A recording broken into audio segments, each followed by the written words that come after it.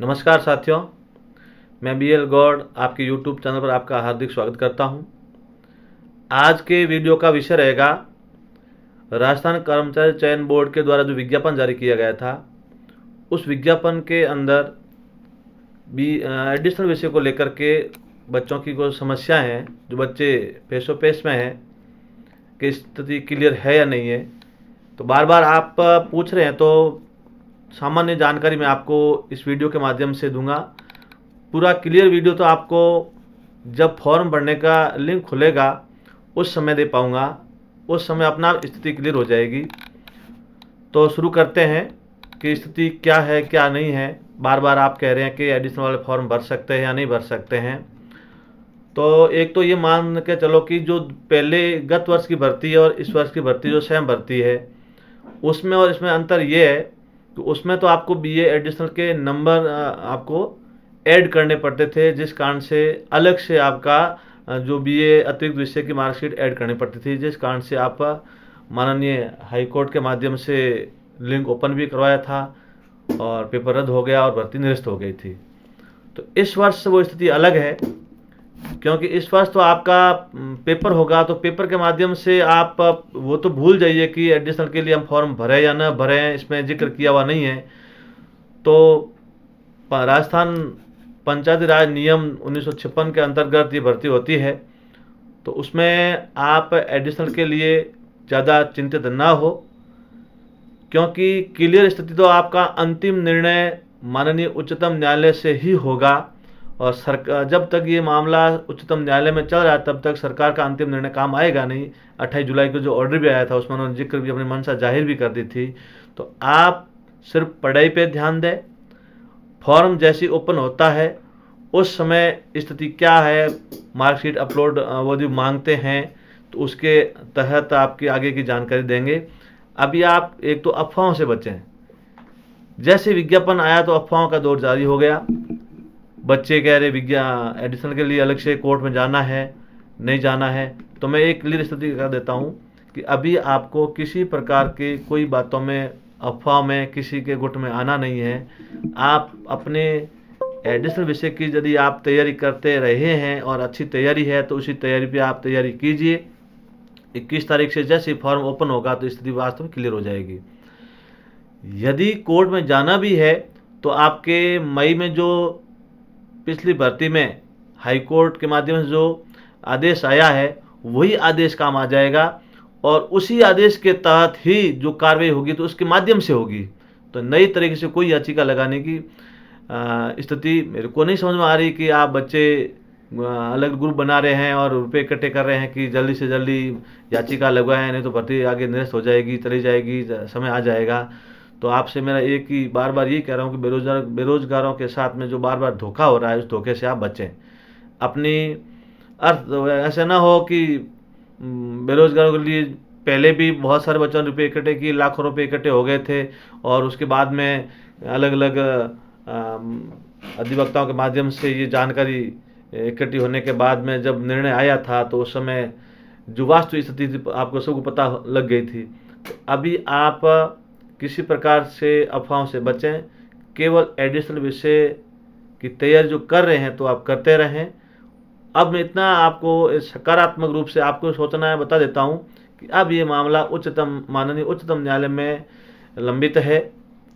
DPSC मामला भी चल रहा है, 16-18 वाली चल रहा है, और भी राज्यों के केस में टैग हो चुके हैं। तो ये जब अंतिम निर्णय होगा, पूरी की पूरी भर्ती उस पर डिपेंड होगी। आप पहले तैयारी करके अपने सीट को निकाल दें। सीट निकालने के बाद में ही जब चैलेंज कब करोगे, जब आप काउंसलिंग में जाओगे, तब सरकार आपको बाहर करेगी तो ही तो आप चैलेंज करोगे। अभी से आप टेंशन कर रहे हो कि फॉर्म भरवाएं नहीं भरवाएं। हाँ, जब ये भर्ती माननीय उच्चतम न्यायालय में चल रही है, तो इस विज्ञापन में एक लाइन संस्थाएं, कई राज्य की संस्थाएं बिल्कुल लिखते भी है कि ये भर्ती उच्च जो भी न्यायालय है, उस जिक्र होता है कि न्यायालय के अधीन रहेगी, तो ठीक रहता है, स्थिति क्लियर हो जाती। तो ये स्थिति क्लियर है नहीं, तो इसलिए आप टेंशन ना करें। यदि फॉर्म ओपन होता है, मार्कशीट अपलोड नहीं होती है, क्योंकि मार्कशीट में आपके पहले स्थिति अलग थी, क्योंकि आपको नंबर को दर्शाना पड़ता था और मेरिट बनती थी आपकी डिग्री के आधार पर, जो बीए है और एडिशनल को दोनों को मिला करके एक आप जो मेरिट लिस्ट बनती थी जिससे प्रभावित होती थी, उस कारण से ही आप जिक्र कर रहे थे और माननीय उच्च न्यायालय के माध्यम से ये आदेश भी लाए थे, भर्ती निरस्त भी हो गई थी। अब वो स्थिति नहीं है, अब भी परीक्षाएं होगी, केवल फॉर्म भरना है। फॉर्म भरने के बाद में आपने तैयारी की, परीक्षा में आपको सुप्रीम कोर्ट के स्टे के आधार पर बिल्कुल बैठोगे, कोई दिक्कत नहीं है। और परिणाम भी आपका जारी हो जाएगा। परिणाम जारी होने के बाद में जब काउंसलिंग होगी उस समय ये स्थिति बनेगी, और उस समय जब तक माननीय उच्चतम न्यायालय का मामला चल रहा है, हो सकता है उसमें क्लियर भी हो जाएगा, नहीं भी होता है तो जब तक ये मामला चलेगा तब तक आप भी उस स्टे के आधार पर दावा कर सकते हैं, चैलेंज कर सकते हैं। इसलिए अभी आप किसी प्रकार की कोई भी किसी अफवाहों से बचें और अपने तैयारी पे ध्यान दें। अपने स्वविवेक के आधार पर यदि जो एडिशनल लेकर के बच्चे पूर्ण रूप से अच्छी तैयारी कर रहे हैं और इतनी लंबी भर्ती है, इतनी लंबी लॉट ऑफ भर्ती शायद ही कभी आए, तो बिना आप समय गंवाए हुए आप अपने पढ़ाई पे ध्यान दें। रही बात फॉर्म की, फॉर्म जब लिंक ओपन होगा उस समय वस्तु स्थिति क्लियर हो जाएगी और उस समय मैं आपकी डिटेल से पूरी जानकारी दूंगा। अभी कई बच्चे कह रहे हैं कि ये समतुल्य है, तो समतुल्य का तो ये तो आप बार बार कह रहे हैं, तो यहाँ पे देखो अधिकतर विद्यार्थी अंग्रेजी के हैं और अंग्रेजी में सीटें भी ज़्यादा है, तो यहाँ पे अभ्यर्थी को वैकल्पिक विषय के रूप में तत्संबंधी तत्काल उस संबंधी अंग्रेजी विषय के साथ स्नातक या समतुल्य, तो समतुल्य एडिशनल को माना नहीं है, यही तो बहस का विषय है। और इसी को लेकर के तो ये अपने माननीय उच्चतम न्यायालय मामला चल रहा है कि इसके बराबरी का दर्जा दिया जाए। वो 1 ईयर डिग्री मानते हैं, 1 ईयर डिग्री है ही नहीं सकते, 3 साल के बाद जो करते हैं, तो इसी विषय को लेकर के मामला चल ही रहा है। तो बार बार ये पूछ रहे हैं समतुल्य है या नहीं है। समतुल्य के रूप में अलग अलग यूनिवर्सिटियों का जो आरटीआई के माध्यम से जो जवाब आया हुआ है, उन्होंने समतुल्य माना है, पाठ्यक्रम को समतुल्य माना है, समय है, पेपर है, प्रश्न पत्र है, हर एक को समतुल्य माना है। लेकिन अभी कोर्ट को ये संतुष्ट नहीं कर पाए, जिस कारण से मामला पहले हाई कोर्ट में जोधपुर में था, हाई कोर्ट के बाद में सुप्रीम कोर्ट में आ गया और अब ये मामला डीपीसी के साथ में टैग होने वाला है और भी राज्यों के केस आ गए हैं। तो ये गंभीर मामला है, तो अच्छी तरह सुनवाई यदि सही तरीके से हो जाएगी तो सारा मामला है जो एक क्लियर हो जाएगा। आपके 16 वाला है, 18 वाला है, डीपीसी वाला भी है और नए वाले हैं और राज्यों के भी है, तो ये एक अलग विषय है। तो ये आप जो अभी फॉर्म भरने के लिए आप जो परेशानी पहले से उत्पन्न कर रहे हैं कि बच्चे याचिका के लिए पैसे इकट्ठे कर रहे हैं, हम दें या नहीं दें, तो अपना स्वविवेक से काम लें।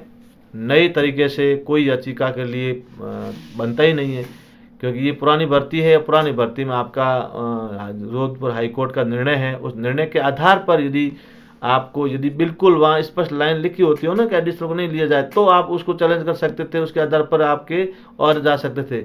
अभी जाने का कोई इशू नहीं बनता है, ना आप अपने किसी प्रकार की स्थिति में सहयोग में किसी के साथ जुड़ें न जुड़ें, वो अपना स्वविवेक से काम लें, फालतू अफवाहों से बचें और अपने बेरोजगार में पहले भी आप मानसिक संताप झेल रहे हैं और फालतू का जो पैसों का व्यर्थ खर्च करना है, वो ऐसी स्थिति से बचें, आर्थिक नुकसान से बचें और अपने तैयारी पे ध्यान दें। मानसिक को सकारात्मक रूप में लें। जब फॉर्म भरा जाएगा उस समय मैं आपकी सारी स्थिति बता दूंगा, क्या स्थिति होगी क्या नहीं होगी।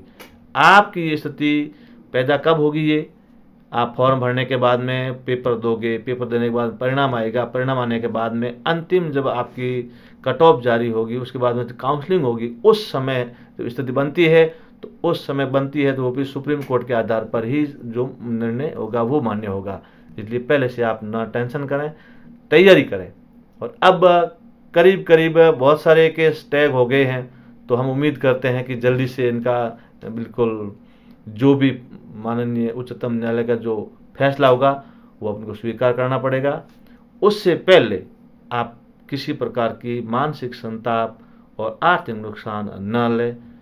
आगे की जानकारी मैं आपको आगे वाले वीडियो में दूंगा, क्योंकि एक अपने ये स्थिति यहाँ बताई हुई है जो 28 जुलाई को ये अपने पहले से सरकार ने मंशा जाहिर की थी, तो ये माध्यमिक शिक्षा राजस्थान का है, वहाँ पंचायती राज का है। तो इन्होंने भी मनसा स्थिति स्पष्ट क्यों की, क्योंकि ये मामला सुप्रीम कोर्ट में चल रहा था, जिस कारण से उन्होंने मनसा जाहिर की है। तो अब भी आप सुप्रीम कोर्ट के आधार पर ही परीक्षा में बैठोगे और उसी के आधार पर ही आगे की कार्रवाई होगी। जब तक ये मामला चलता रहेगा तब तक सरकार का कोई अंतिम निर्णय काम नहीं आएगा। बेचिंतित होकर के आप तैयारी करें। और ये व्हाट्सएप पे, टेलीग्राम पे फालतू जो बहसबाजी है, ये काम निकम्मा का है। आप इस समय को अमूल्य धरोहर मान करके व्यर्थ समय बिल्कुल न गंवाएं, पूरा फोकस पढ़ाई पे दें और अपनी सीट निकालें। सीट निकालने के बाद ही सारी समस्या होगी, तो वो समस्या होगी तो आगे भी है और उसके साथ आप भी हो जाओगे। पहले भी मैं कई बार कह चुका हूँ कि जब इस आधार पे आगे जो बच्चे नौकरी कर रहे हैं तो आप भी करोगे। फैसला, अंतिम निर्णय माननीय उच्चतम न्यायालय वाला ही मान्य होगा। तब तक के लिए आप तैयार करके अपने सीट को निकालें, फालतू किसी बातों में ना आए, ना कोई किसी का आर्थिक नुकसान उठाएं। और उसके बाद भी आपको लगे कि हम ऐसा करते हैं, तो जो आपका स्वविवेक है, उस स्वविवेक के आधार पर आप निर्णय ले सकते हैं। हमारी जानकारी जो बच्चे जुड़े हुए हैं, जो पूछना चाहते हैं, तो मैंने आपको स्थिति जाहिर कर दी है। जब ये लिंक ओपन नहीं होता है तब तक आप कोई किसी प्रकार की दूसरी और दिमाग न लगाएं, उससे स्थिति स्पष्ट हो जाएगी। मार्कशीट अपलोड होती है नहीं होती है, क्योंकि नंबर तो आपके अपलोड होते नहीं हैं। सेकंड ग्रेड की बात, ये फॉर्म भरना है। फॉर्म भरने के बाद में आप ये ज़रूर करें, एक तो आपका मेन सब्जेक्ट का भी फॉर्म भर लें और एडिशनल के भर लें। और तैयारी जो बच्चे एडिशनल के शुरू से कर रहे हैं, तो उनसे मेरा एक ही आग्रह, आप उसको जारी रखें। अच्छी सीटें हैं, इसमें प्रतियोगिता है, अब किसी को कोई नुकसान नहीं होता है। इस प्रतियोगिता में आपकी जो तैयारी अच्छी है, आप अपनी सीट निकाल सकते हैं। निकालने के बाद में देखो, रिस्क तो लेनी पड़ेगी, धैर्य रखना पड़ेगा और लंबी लड़ाई है। ये तो है नहीं कि आप सीट निकाल दी उसके साथ पोस्टिंग हो जाएगी। हो सकता है पहले आपका क्लियर हो जाए तो पहले पोस्टिंग मिल जाए, नहीं तो जब भी मिलेगी आपको उनके बराबर की सीनियरिटी मिलेगी, यदि रिजल्ट आपका अनुकूल आता है।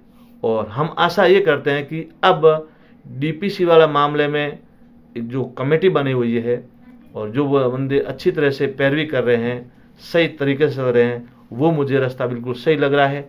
और वो क्योंकि फाइनेंशियल में उनका मजबूत है और अनुभव जो टीचर लोग हैं, और सही तरीके से वो सीनियर एडवोकेट के माध्यम से, अच्छी जानकारी के माध्यम से, अच्छे एविडेंस के माध्यम से, अच्छे वर्क कमेटी बनाएंगे और पूरे प्रूफ के साथ वो लड़ रहे हैं।